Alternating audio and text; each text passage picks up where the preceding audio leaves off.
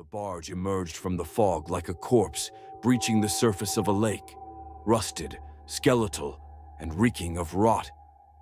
The Iron Marrow had been missing for 47 years, vanishing mid-voyage while hauling scrap metal across the Baltic Sea.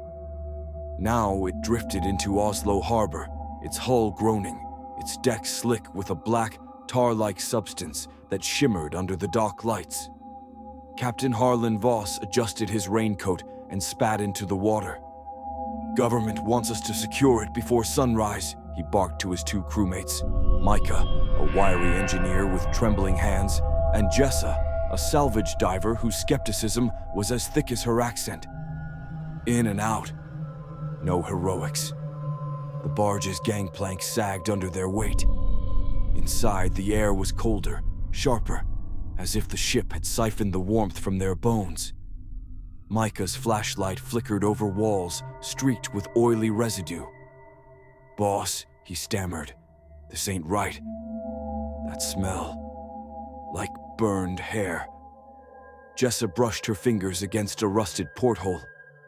Outside, the harbor lights had vanished. Only fog pressed against the glass, dense and endless. "We're moving," she whispered.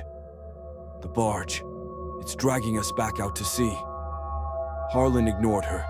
He'd reached the cargo hold, where a massive steel door hung ajar. Inside, mountains of corroded machinery loomed, cogs, engine parts, chains. But at the center sat a single wooden crate, pristine, its lid pried open. A human-shaped shadow flickered across its surface. "Logbooks here," Harlan muttered, lifting a mold-stained journal from the crate. The pages crackled as he read aloud. "May 14th, 1976. Crew insists they hear voices in the metal. Larson swears the scrap is growing. June 2nd, first death. Found Erickson fused to the boiler, his skin metallic.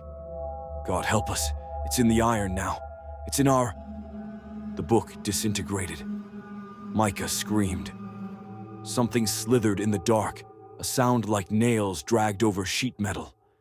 Jessa swung her light upward. The walls were bleeding, rivulets of molten iron oozing from the seams, pooling into shapes that twitched and shuddered. A figure emerged, its body a patchwork of rusted gears and sinew, its face a hollow grate where a mouth should be. "Run!" Jessa roared, but Harlan stood transfixed. The thing reached for him, and where its fingers brushed his arm, his flesh blackened, crystallizing into jagged iron. He didn't scream. He laughed, his voice warping, metallic. "Don't you see? It wants to be whole again." Micah bolted, only to skid to a halt at the deck's edge. The barge was miles from shore now, skeletal hands clawing over the railing, dragging themselves from the sea. They seized his ankles, pulling him into the water, which hissed and steamed as he sank. Jessa retreated to the hold, barricading herself behind the crate. The shadow from earlier loomed over her, a gaunt woman in a tattered shroud, her eyes voids, her voice a chorus of grinding metal. "They loaded me into the crate," she whispered. "A witch," they said, "a curse. But the iron, it listens."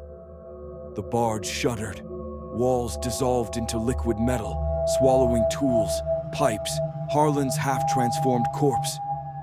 Jessa lunged for a life raft, but the woman's hand seized her wrist, cold as a smelter. "You'll carry me now," the spirit hissed. "The Iron Marrow must feed." Morning came. The barge floated empty, silent. In Oslo, Jessa's roommate filed a missing persons report. That night, she awoke to a sound, a familiar voice on her voicemail, gurgling, distorted. "Don't follow the lights on the water," it pleaded. Then a metallic roar, and a single sentence, clear and cold. "The iron is hungry." And in the harbor, the fog thickens again,